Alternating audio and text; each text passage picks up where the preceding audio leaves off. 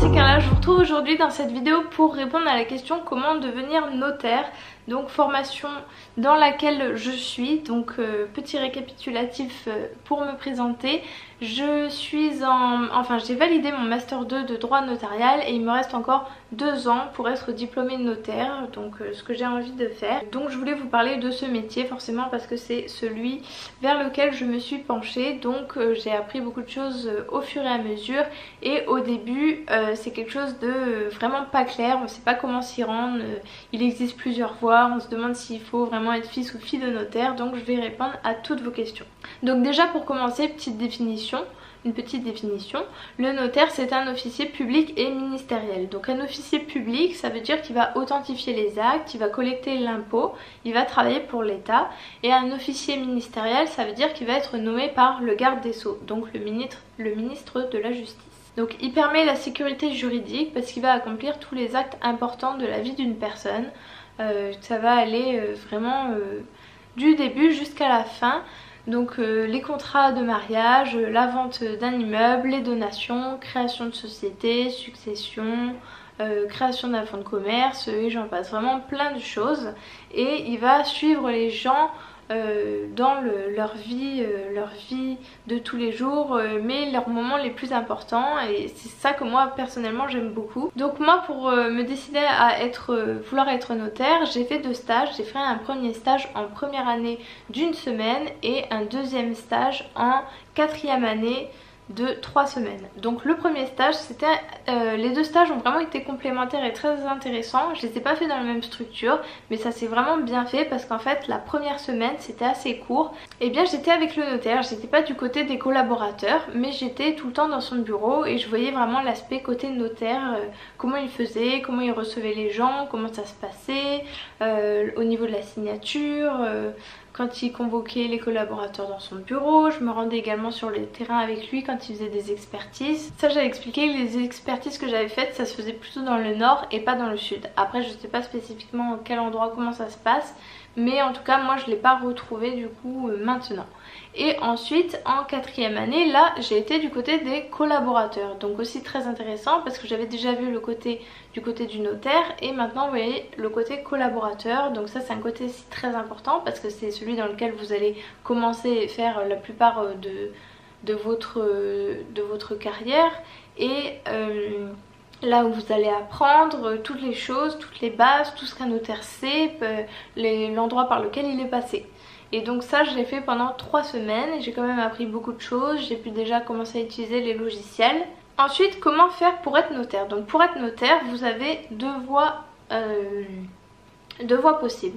Vous avez la voie universitaire et la voie professionnelle. Donc la voie universitaire c'est quand vous serez titulaire d'un master 2 droit notarial. Donc c'est un master dans lequel il n'est pas facile du tout de rentrer.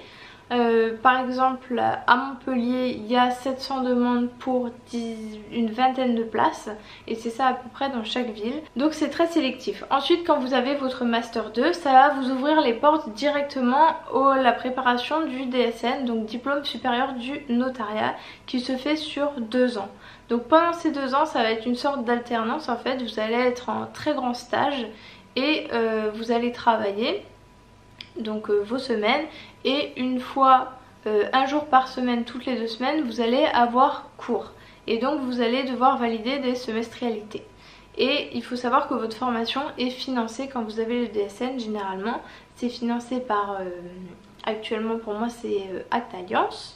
Sinon vous avez également la voie professionnelle. Donc la voie professionnelle c'est un peu comme une voie de secours en fait, c'est pour les personnes qui n'ont pas réussi à obtenir leur master 2 droit notarial et qui ont eu un master 2 quelconque, ça peut être n'importe lequel, et ensuite ils vont postuler, c'est sur dossier, au CFPN, donc au centre de formation professionnelle du notariat.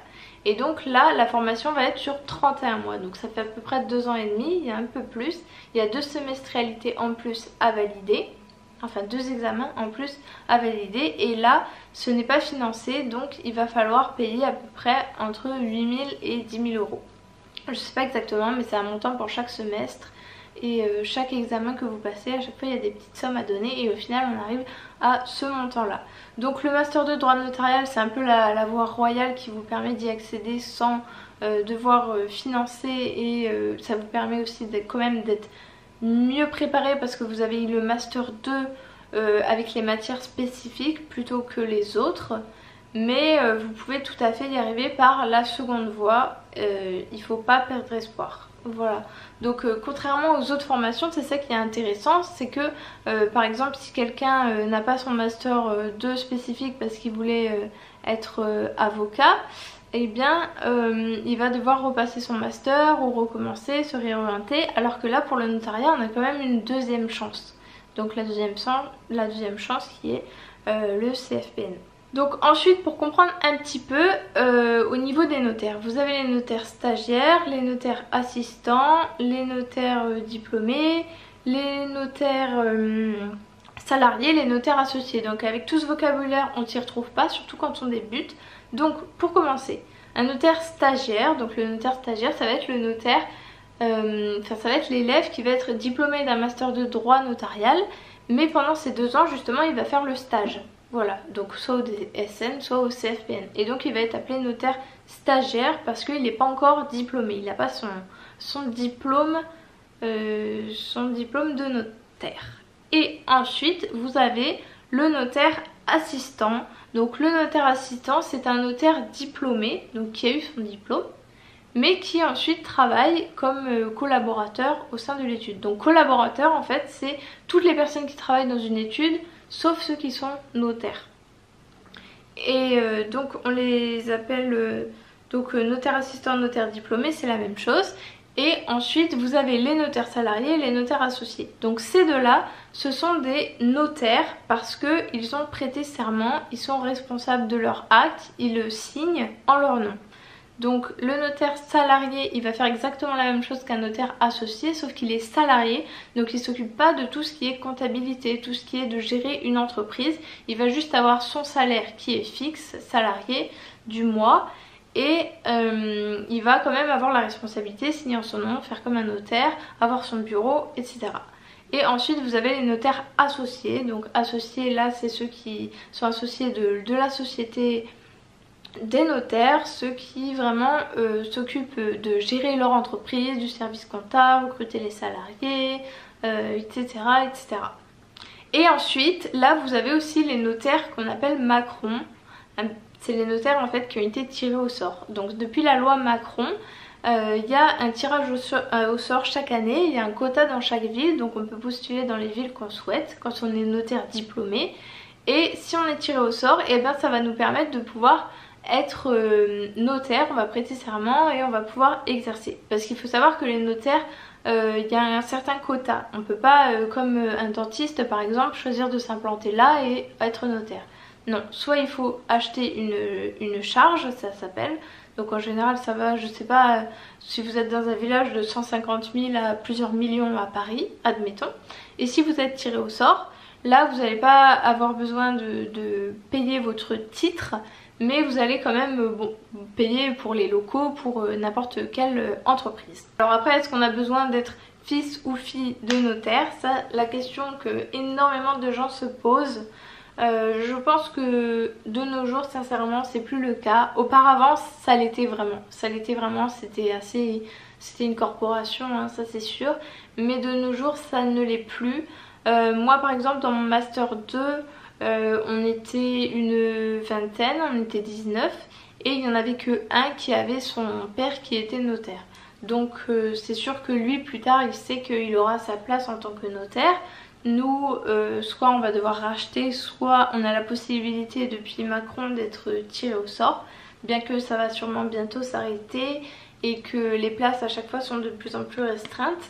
Mais le notariat est quand même beaucoup plus ouvert depuis qu'il y a eu la loi Macron, parce que en fait les collaborateurs qui étaient dans les études, donc qui travaillaient pour les notaires, certains ont été tirés au sort.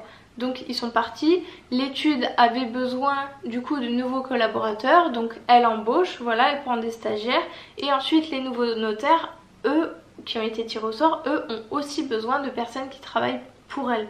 Donc ça fait que ça a vraiment secoué le métier. C'est pour ça que les notaires qui étaient en place n'ont pas été très contents, parce que finalement ça a vraiment ouvert le métier et il a fallu s'adapter. Voilà, donc je sais pas trop quoi dire d'autre pour cette vidéo. J'espère que j'aurai répondu à vos questions. Comme vous le savez, vous pouvez me poser toutes les questions que vous souhaitez. Soit vous les posez en commentaire sous cette vidéo, ou vous venez sur Instagram. Voilà, m'écrire un petit texte comme vous savez faire et moi je vous réponds bien évidemment. Après ça peut me donner également d'autres idées pour faire des vidéos, et j'espère qu'elle vous aura plu. Et n'hésitez pas surtout à aller voir toutes mes autres vidéos de droit qui donnent beaucoup de méthodes et aussi vous encourage si vous avez un petit coup de mou. Et voilà, je vous dis à la prochaine et je vous fais des gros bisous.